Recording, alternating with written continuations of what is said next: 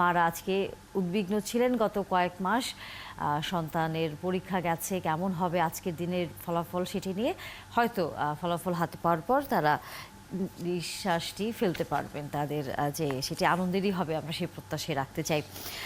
যুক্ত আছেন আমাদের সাথে এস এম আব্বাস, বিশেষ প্রতিনিধি বাংলা ট্রিবিউনের। শুভ সকাল।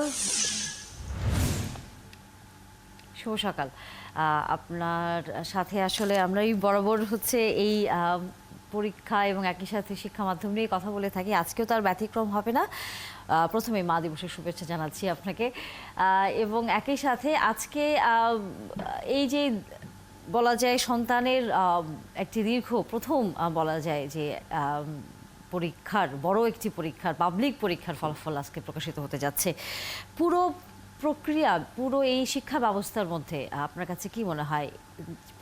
প্রতি বছর আমরা যেরকম ফলাফল দেখি যে মেয়েরা এগিয়ে থাকে, ছেলেরা কিছুটা পিছিয়ে, আপনার কাছে কি মনে হয় নতুন সিলেবাস, পরীক্ষা, নানান ধরনের আমরা হচ্ছে পরীক্ষামূলক কার্যক্রমের ভিতর দিয়ে গিয়েছি, ফলাফল এবার কেমন হতে পারে?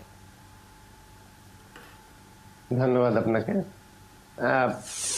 পরীক্ষা এখনো আমরা নতুন শিক্ষাক্রমের পরীক্ষা, পাবলিক পরীক্ষা তো পাচ্ছি না, আরো সময় লাগবে। আমরা যে গতানুগতিক যে পরীক্ষা পদ্ধতি দেখে এসেছি সেভাবে এবারের পরীক্ষা হচ্ছে। 20 লাখ এর বেশি শিক্ষার্থী আমাদের এবার পরীক্ষা দিচ্ছে। আমরা আগে যেমন মেনে নিচ্ছি এবং ভাবতাম আমাদের যে প্রতিযোগিতাটা ছিল, জিপিএ 5 কতজন পাবে, কার কেমন ভালো রেজাল্ট হলো, এই প্রত্যাশায় যে দৌড়াদৌড়ি সেটি এবারও থাকবে। এর পরবর্তী সময়ে হয়তো সে দৌড়াদৌড়ি থাকবে না, নতুন শিক্ষাক্রমের ব্যবস্থা চালু হলেই। আমরা যে জায়গা থেকে বারবার বলছি যে আমরা প্রতিযোগিতা করব না, সবাই সম্মিলিতভাবে এগিয়ে যাব এবং এই অসুস্থ যে প্রতিযোগিতা, সেই প্রতিযোগিতা থেকে বেরোবো।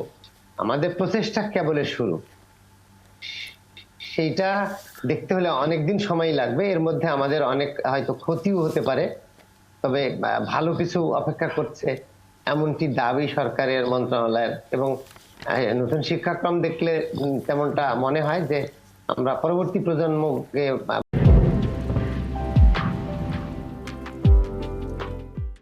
ভালো একটি শিক্ষাক্রম আমরা উপহার দিতে যাচ্ছি। সেটি শেষ হতে তো 2025 সাল লাগবে, অন্তত এসএসসি পর্যন্ত। এইচএসসি পর্যন্ত লাগবে 2027 সাল পর্যন্ত। সে সময় পর্যন্ত তো আমাদের অপেক্ষা করা। এবারের যে পরীক্ষা শিক্ষার্থীরা পরীক্ষা দিয়েছে ঠিক ওই একই রকম। আগে যেমন 3 ঘন্টার পরীক্ষায় বসতো, এবারও তাই। পরীক্ষা ঘন্টা বাজলেও পরীক্ষা নির্ধারিত প্রশ্নপত্র আছে, তার উত্তর দেবে এবং শিক্ষকরা নম্বর দেবেন এবং সেই নম্বরের ভিত্তিতে কতজন পাস করলো, কতজন জিপিএ 5 পেলো, কতজন ফেল করলো, ঠিক একই রকম চলবে। আমরা এই জায়গা থেকেই বেরোতে চাচ্ছি যে আমরা নতুন একটি জায়গায় যেতে চাই যেখানে শিক্ষার্থীদের মধ্যে অসুস্থ প্রতিযোগিতা থাকবে না, অন্তত ফেল কথাটি থাকবে না আমাদের কারিকুলামে। যেটি হবে এই যে একবার যদি কেউ না পারে তাকে বারবার শেখানো হবে। পরবর্তী টাইমে যদি সে মানে ড্রপ করতে চায়, সে ড্রপ করার সুযোগটি পরবর্তী শিক্ষাক্রমের সুযোগে থাকবে। তবে সেক্ষেত্রে শিক্ষকের দায়টাই বেশি। যদি আমি মনে করি যে আমাদের এখনো শিক্ষকের দায় বেশি, কিন্তু সেই দায়টা তো আমরা ঘাড়ে নিতে চাই না। সে দায় থেকে মুক্তি পেতে হলে শিক্ষকদের প্রচুর পরিমাণে শ্রম দিতে হবে। একজন শিক্ষার্থী যেভাবে এখন লেখাপড়া করে, শিক্ষকদের বলছিলেন যে শুধুই মাত্র তো শিক্ষার্থীদের দায়, বিষয়টা এরকম নয়, শিক্ষকদেরও আসলে এখানে আরো অনেক সহযোগিতামূলক আচরণ করতে হবে। বারবার যে এই যে কারিকুলাম পরিবর্তিত হচ্ছে, যেটি অনেক শিক্ষকও বলছেন যে যার জন্য তারাও যে শিক্ষাটা কিভাবে তারা দেবেন শিক্ষার্থীকে, পাঠদানটি কিভাবে হবে, সেটি নিয়েও তারা এক ধরনের দ্বিধাদ্বন্দ্বে থাকেন। সেখানে যখন বারবারই আবার দেখেন যে 1 বছর বা 6 মাসের মধ্যে নতুন কোনো নির্দেশনা আসতে থাকে, সেটি তাদের জন্য একটি বলা যায় বিভ্রান্তিমূলক। এই জায়গাটাতে আমরা কেন হচ্ছে কোনো সিদ্ধান্তে আসতে পারছি না, বা যখনই নতুন কারিকুলামে কোনো কিছু যুক্ত হচ্ছে বা নতুন কিছু আমরা ভাবছি, শিক্ষকদের সাথে আগে পরামর্শ করে তারা কতটুকু সেটি বুঝে শিক্ষার্থীদের বোঝাতে পারবেন, সেই জায়গায় আমরা জোর দিচ্ছি না কেন? এখানে আমরা কাজটি যতদিন শুরু হয়েছে, ক্লাস 6 শুরু হয়েছে, 1 শুরু হয়েছে, অন্তত এই যে 2023 সাল গেছে পুরোটা সময়, 22, 23, 24 এসে যখন যদি আমরা এখন এরকম ভাবি যে আমরা এখনো গ্রহণ করতে পারছি না, শিক্ষক সহায়িকা যে বইটি আছে, আমার মনে হয় শিক্ষকরা সেই বইটি কি ঠিক মতো পড়ছেন, তারা এইটাকে অনুশীলন করছেন। হয়তো প্রশিক্ষণ আমাদের সবার হয়নি। আমাদের যে প্রথম সমস্যা সেটি হচ্ছে আসলে এই শিক্ষকদের প্রশিক্ষণ দেওয়া হয়নি, এবং তারও আগে আরেকটা সমস্যা আছে। এই প্রশিক্ষণ ছাড়াও, এই নতুন কারিকুলামের প্রশিক্ষণ ছাড়াও শিক্ষকদের বিএড কোর্স, যেটা বেসিক একজন মানুষ শিক্ষক হিসেবে বা শিক্ষা কারিকুলাম সম্পর্কে, শিক্ষা সম্পর্কে, শিক্ষার্থী শিক্ষক সম্পর্কে একটা সাধারণ যে ধারণা থাকে লেখাপড়া করানোর, সেই ধারণাটি আসলে আমাদের বিএড যে করানো হয় সেখানে আমরা থাকি, একটা মডিউল থাকে যে মডিউলের ভিত্তিতে শিক্ষকরা কিছু শিখতে পারেন। কিন্তু এরকম প্রায় 2 লাখের কাছাকাছি শিক্ষক এখনো বিএড নাই। তার মানে তারা একদম প্রাথমিক শিক্ষাটাই, শিক্ষকতা করার প্রাথমিক শিক্ষাটাই তাদের নেই। এইভাবেই তারা লেখাপড়া করাচ্ছেন। তো সেই দিক থেকে চিন্তা করে যদি দেখি যে হ্যাঁ, আমাদের শিক্ষকদের মধ্যে অনেক শিক্ষক আছেন যারা, এবং সেটা একটা বড় অংশ, তারা আসলে শিক্ষাটা কেমন ভাবে দেবেন, কিভাবে নতুন কারিকুলামে কাজ করবেন, এটা তাদের জন্য কষ্ট হবে। এবং এই কষ্টটা যদি তারা মনে করেন যে তাদের বেশি বেশি প্রশিক্ষণ দেওয়া হয়, তাহলে সেটি যেমন সমাধান হবে, পাশাপাশি ওনাদের মাইন্ড সেট আপটা চেঞ্জ করতে হবে। আমরা লক্ষ্য করে থাকি যে নতুন কোনো বিষয় আসলেই আমরা সবসময় পুরানোটাকে আঁকড়ে ধরে রাখি, মনে করি আমাদের ওই গতানুগতিক যেটা ছিল সেটি ভালো, এই নতুন জিনিসটা কেন আসছে আমরা আসলে অ্যাডাপ্ট করতে পারি না, আমরা নতুনটাকে মেনে নিতে পারি না। এই মানসিকতাটাকেও একটু চেঞ্জ করা দরকার শিক্ষকদের, অভিভাবকদের। কারণ শিক্ষার্থীরা তো মেনে নিচ্ছে। আমি আমার যতজন শিক্ষার্থীর সাথে কথা হয়েছে, তারা তারা কখনোই বলেনি যে এটা কোনো সমস্যা। তো যে যে সমস্যাগুলো দেখেছি, যে মানে স্যাররা, অনেক টিচাররা, আমাদের আগে যেমন সিস্টেম ছিল কি, যে এইটুকু পড়ে আসো, এইটুকু পড়ে আসো, তাহলে শিক্ষকের দায়িত্বটা কি? এবং বেশিরভাগ ক্ষেত্রে অঙ্ক ছাড়া বেশিরভাগ ক্ষেত্রে এই কাজটি ছিল প্রত্যেকটি সাবজেক্টে। কিন্তু এখন যে বাংলাই হোক, অঙ্ক হোক বা বিজ্ঞান হোক, প্রত্যেকটি বিষয়ই শিক্ষক আগে খুব ভালো মতো জানবেন, এবং ওনাকে সেইটি ভালো মতো উপস্থাপন করতে হবে এবং ক্লাসেই সমাপ্ত করতে হবে। অর্থাৎ শিক্ষার্থী বাসায় গিয়ে ওইটা পড়ে পড়ে মুখস্থ করবে, ব্যাপারটা এরকম না। সেই যে দুর্বলতাটা আমাদের, এর জন্য খেসারত বোধহয় দিতে হবে। কারণ শিক্ষকরা যদি তারা নিজেদেরকে প্রস্তুত না করেন, আমরা প্রশিক্ষণ দিতে পারছি না, হয়তো 5 দিন 7 দিনের যে প্রশিক্ষণ দিচ্ছি সেগুলো আসলে প্রস্তুত প্রশিক্ষণ না। এই প্রশিক্ষণের না দিতে পারার কারণে এবং শিক্ষকদের এই মানসিক অবস্থার পরিবর্তন না হওয়ার কারণে ক্ষতি যা হবে সেটা শিক্ষার্থীদের হবে। শিক্ষার্থীদের হবে। সেই কারণে একই সাথে একটু আপনার কাছে কি মনে হয় যে এই যে নতুন কারিকুলাম, সেটির ভবিষ্যৎ আসলে কি? সেইখানে কি শিক্ষার্থীরা আদৌ ভালো কোনো ফলাফল, বা যে কথাটি বারবারই আসছে এবার, যে মুখস্থ বিদ্যা না, শিক্ষার্থী যেন আসলে বুঝে তারপরে হচ্ছে সেই বিষয়টি আয়ত্ত করে, সেখানে কি আসলে আমরা নিতে পারবো নাকি এটার জন্য আমাদেরকে আরো অনেকদিন অপেক্ষা করতে হবে? প্রথমে তো দু একটা ধাক্কা, আমাদের অলরেডি একটা ধাক্কা লেগেছে।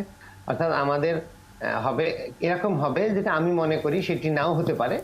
সেটি হচ্ছে যে আমাদের যে সকল শিক্ষার্থীদের মনোযোগ কম কিংবা শ্রম দিতে চাইবে কম, তাদের জন্য একটু ক্ষতি হতে পারে। কারণ শিক্ষকরা আমাদের সেই পারফরমেন্সটা দেখাতে পারবে না। অনেক শিক্ষক, হয়তো অনেক শিক্ষক পারবে, অনেক শিক্ষক পারবে না।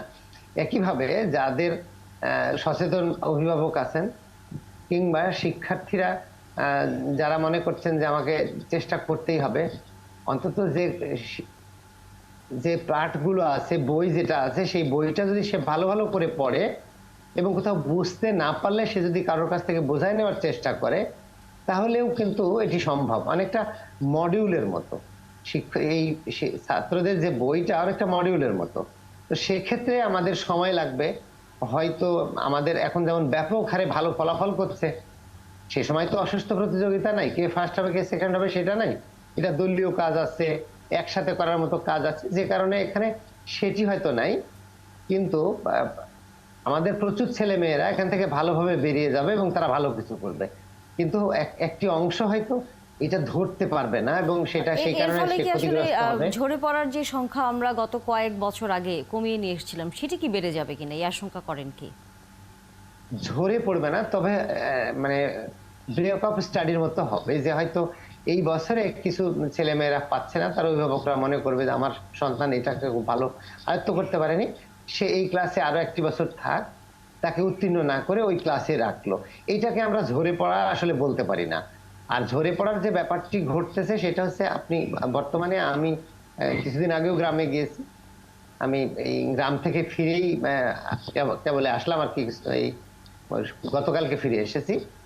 গ্রামের যে চিত্রগুলো আমি স্কুলে দেখেছি এবং স্কুলের বাইরে যেসব শিক্ষার্থীরা ঘুরে বেড়াচ্ছে তাদের দেখলাম, তো অনেক শিক্ষার্থী ক্লাস 4-এ পড়ে, 3-তে পড়ে, তারা বাংলা অক্ষর ভালো মতো চেনে না।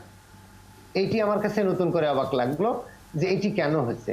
এটি আসলে অভিভাবকের অসচেতনতা, যেমন ঠিক একইভাবে শিক্ষক যখন দেখছেন, কোন ক্লাস টিচার যখন দেখছেন যে ওই ক্লাসের 95 জন শিক্ষার্থী তার ভালো ফলাফল করছে এবং পড়াশোনা করছে, বা 99 জন 98 জন করতেছে, দু একজন কেউ না পড়ে পার হয়ে গেছে, ওকে তুলে দিয়েছে, উত্তীর্ণ করে দিয়েছে, ও পড়ছে কি ভালো পড়ছে কি পড়ছে না এই শিক্ষকের খুব যায় আসে না, কারণ প্রায় সব ছাত্রই ভালো পড়াশোনা করেছে। এক দুইজন এরকম যদি সমস্যা হয় তাহলে শিক্ষক তেমন কিছু মনে করছেন না।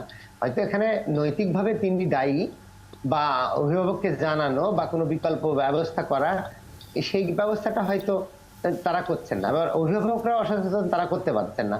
তো এই বিদ্যমান যে ব্যবস্থা, সেই ব্যবস্থাতে এই ঘটনা ঘটছে।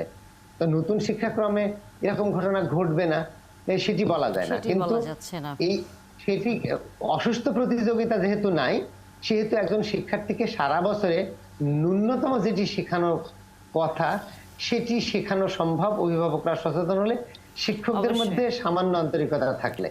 অবশ্যই আপনি যেমনটা বলছিলেন যে অভিভাবক এবং শিক্ষকরা যদি আসলেই শিক্ষার্থীদের প্রতি যত্নবান হন বা তার সন্তানের প্রতি যত্নবান হন, তাহলে হয়তোবা নতুন কারিকুলাম আসলেও শিক্ষার্থীদের খুব একটা সমস্যা হবে না পড়াশোনাটা করতে। অসংখ্য ধন্যবাদ এস এম আব্বাস, যুক্ত হয়েছিলেন। আগামীতে আবারও শিক্ষার কোনো বিষয় নিয়ে আপনার সাথে আলোচনা হবে।